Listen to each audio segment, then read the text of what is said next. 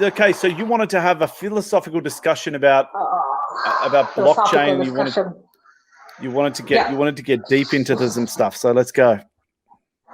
All right. So I don't know. I mean, the reason. So I was before the break. I was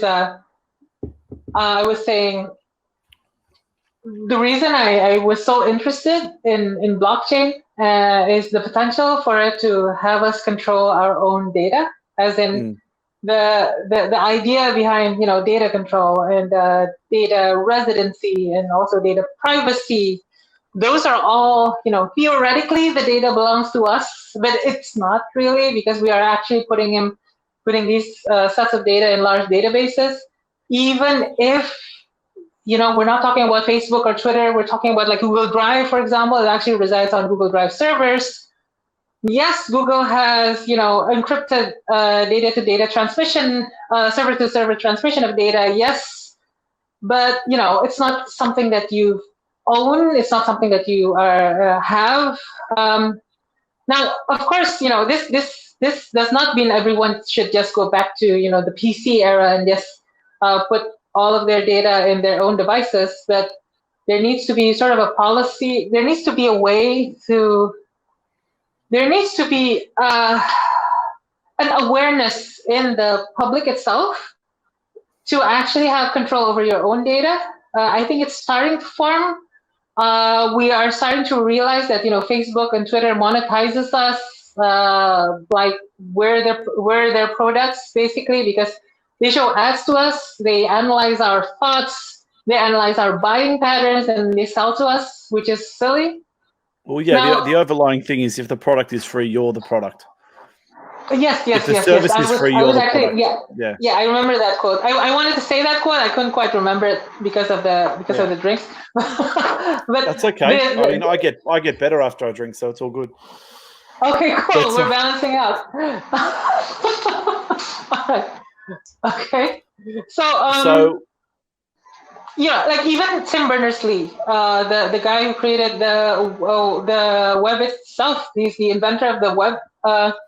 Back in 2018, I guess, 2 years ago, maybe, he made several statements about how the web was now too centralized, like controlled by multiple large companies, and he was talking about the web and also about social media in general.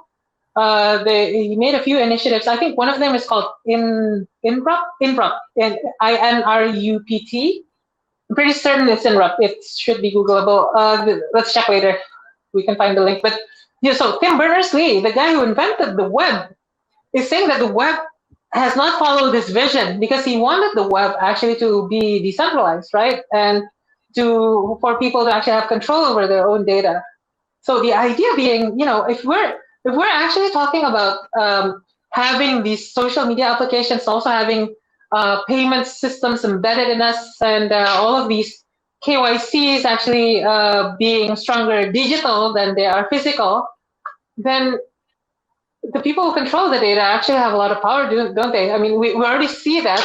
I mean, even in the political discussions, and not to get political here, but the deplatforming of certain individuals, whether on the left or on the right, that's not correct, and that shouldn't be correct. That shouldn't be considered correct at all. But based on the very structure of these companies, of these social media companies, that's something that is inherent as an inherent flaw to the system, because the control resides on the ones who actually maintain the servers, who hold the servers in their hands, who have access to the, who have access control to the system itself. So I think, I remember your first interview was with Steam, right? Like I place Steam, a lot of hope. I was going to say that Steam is one of those systems that, but I mean, that is still not without its flaws. I mean, in Steam, if you hold enough tokens, you can actually influence, so you can buy influence on Steam or Hive, whichever one you want to choose to go on. Probably Hive, just due to the political side of it. But I mean, yes, it is better than, say, having one person or a few people in a company like YouTube that will basically say, this is what meets our community guidelines and this doesn't.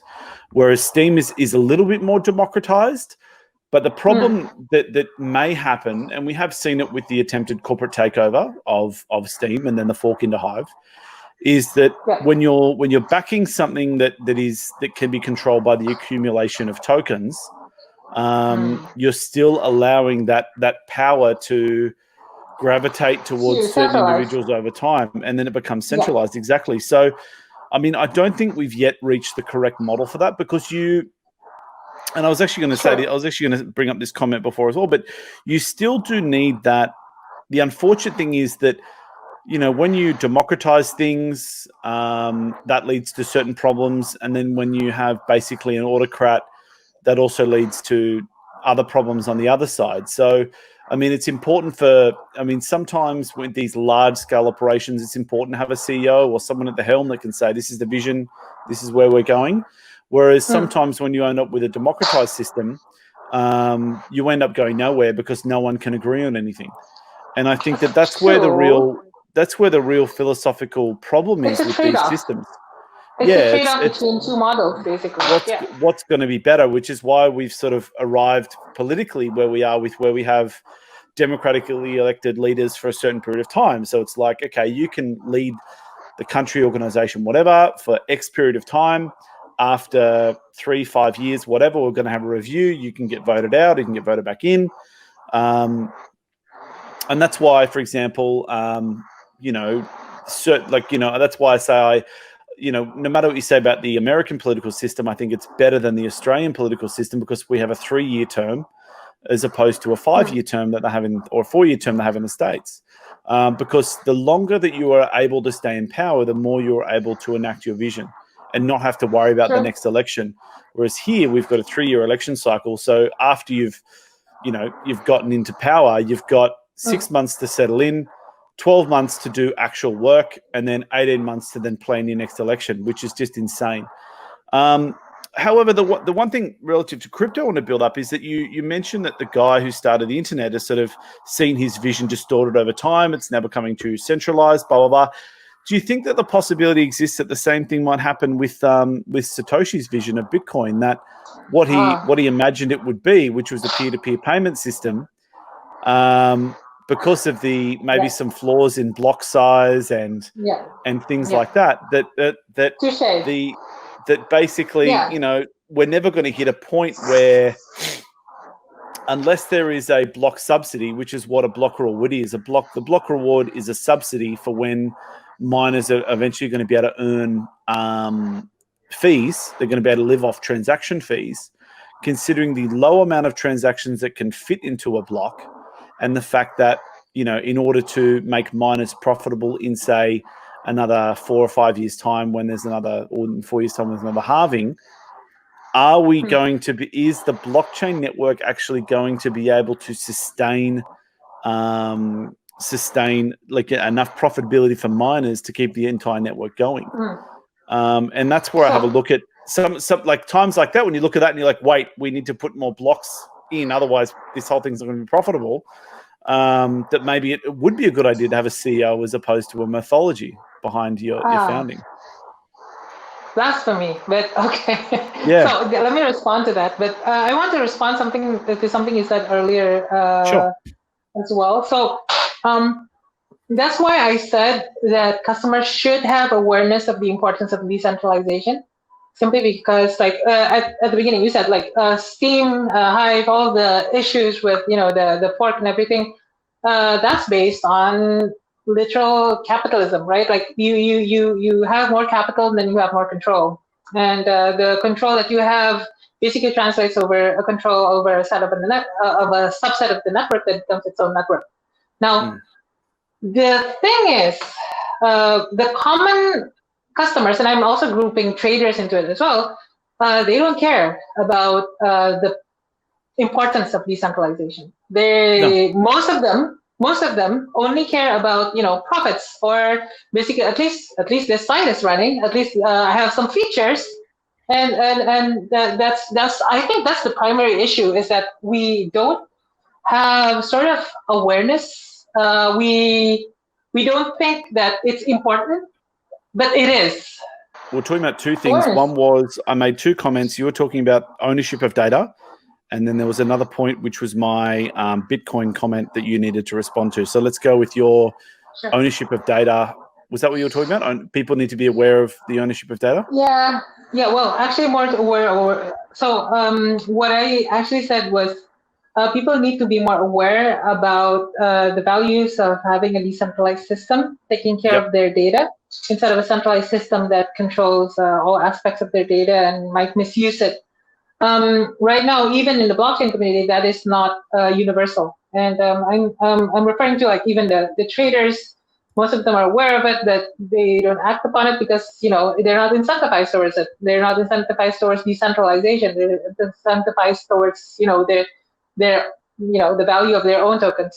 And the regular user, the people who are actually using Steam just to do the things that they're doing on regular social media, they just care about the feature function. They're not thinking about the things about the data ownership and who controls the network, and whether censorship is controlled by one person within the network, one rich person within the network. I mean, it might not be an issue now, but it could be an issue in the future. So I think we need to actually still focus about the values of the decentralization part and communicate it very clearly to everyone, especially those who are actually having data within these social media applications. And because it's not just social media, the world is changing really quickly. People are in space. People have been in space. People are back in space because of SpaceX, but also the Neuralink is coming soon. Elon Musk said in Joe Rogan that it will reach production in 5 years. Of course, it's going to be limited production. I assume that that's a brain computer. That's brain computer interface, man. That's going to connect the data in your thoughts to probably it wouldn't start like that. It probably will be used to help disabled people, etc. But it's going to head towards that. It's going to head towards a time where you control your systems through your thoughts. Now, if that happens, then there is a system with access to your thoughts, and if it's still controlled by a centralized system that you don't have access and control over that data, then people can read your thoughts. The rich can read your thoughts. It sounds weird, but that's true. When we're not even talking about, like CRISPR and all of those other the bioinformatics stuff. We're already sequencing our DNA by sending it to 23andMe and all those other startups that sequence your genes. We send them and we pay them like $70, $50, and then I'm Asian, or apparently I'm 1/8 Spanish, for example, right? But the thing is that data is worth a lot more than $50, and you just gave it to them, and you're not getting money out of it, but they're actually partnering, like 23andMe, I think it was 23andMe, one of the companies. Basically, it was found out they partner with pharmaceutical companies in order to sell that set of data, and that's those pharmaceutical companies use it to create medicine. You're not seeing a cent of that medicine. You're not seeing a cent of the profits from that medicine, for example. Yeah. That is your data. Just so people know that 23andMe is the company that does the genetic testing. So you take the spit swab, and then you send that back, and you find out that you're 7% Neanderthal. Your ancestors are from somewhere, and blah blah blah. So just in context, every time you do one of those tests, you pay $100 or $200 or something for the test. You spit in a thing, and they come back, and they give you this feel nice genealogy report, but really you're paying a company to sell that DNA data to pharmaceutical companies. Yeah. So and even like if you go let's say we don't go 5 years, we go 10 years, we go 12 years, we go 20 years. Brain uploads will happen, man. Like even now there are a lot of deep fakes of I can have a bot that acts like me. I mean, that's Joe Rogan has one. Someone created it for him because he has a lot of video of him, of course. But of course, that bot, that Joe Rogan bot, does not have his mind. Of course, it's just basically special effects.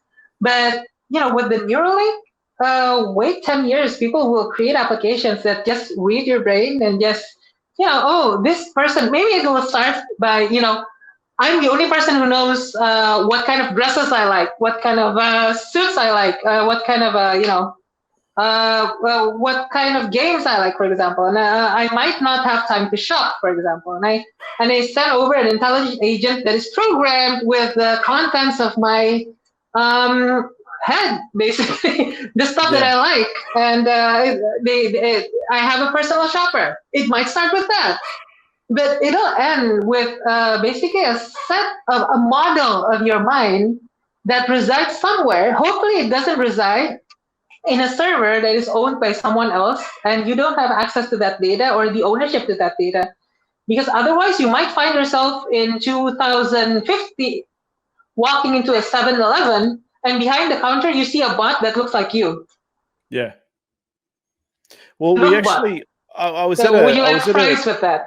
Yeah, I was at a conference in Malaysia once, and we actually had a debate on this about whether or not that would be a good or a bad thing, because it's like how much do people value convenience over ownership of their data? Like the average human being, is it that you could go to your local grocery store, or I think over there, I mean here in Australia it's like Woolworths and KOLs. Over there I think it's what is it? Carrefour or Indomart? Carrefour, yeah, okay.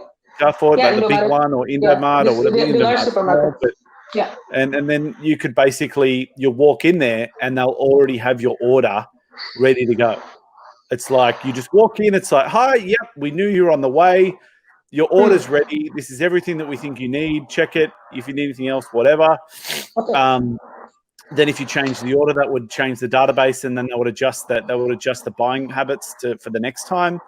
You get to a point that if any time you leave the house, the store that you go to will know what you're going there to buy.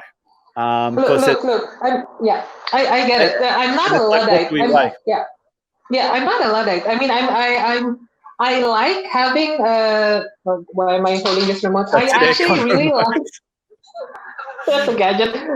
I really actually like having those services. Of course, everyone likes having convenience, right?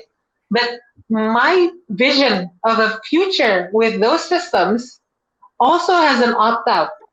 Like, if one day I say that, okay, I'm no longer shopping at Carrefour, I'm shopping at Giant, for example, and I'm no longer shopping at Carrefour. Carrefour cannot have my data because they suck, because I don't know, I don't like their CEO or something. I can basically rescind their access to my data and make sure they don't have access to that data anymore. Do those systems exist? Not 100%. You can still have, of course, data can be copied. They have access to my data once, they have access forever because they can copy it. Sure. But in the future, it can actually be created if the entire computer network is more decentralized. You can actually have a control of data that resides really in the hands of the user. And this is not just, giving the data, but also removing access to the data as well. And that I think is more. So one crazy thing that I keep on thinking. I don't know if this has been said, but if we have brain uploads again, 2050, 2060, I don't know, we might be old people. But if we have brain uploads, the only way we we would be piles of data, right? Like we would be a model, but that's a pile of data, basically. The only way for a pile of data to own something and own itself is if the system is decentralized. Think about it. If the system is centralized and it's on some person's server, even though we have an account there and we control that account, we're not controlling ourselves. We're not controlling the data. The data could be, wiped. The admin can wipe it. Yeah. Essentially, if it's not decentralized, you're still at risk of human interference. Yes. And obviously the pursuit of profit, which is fairly strong in our psyche.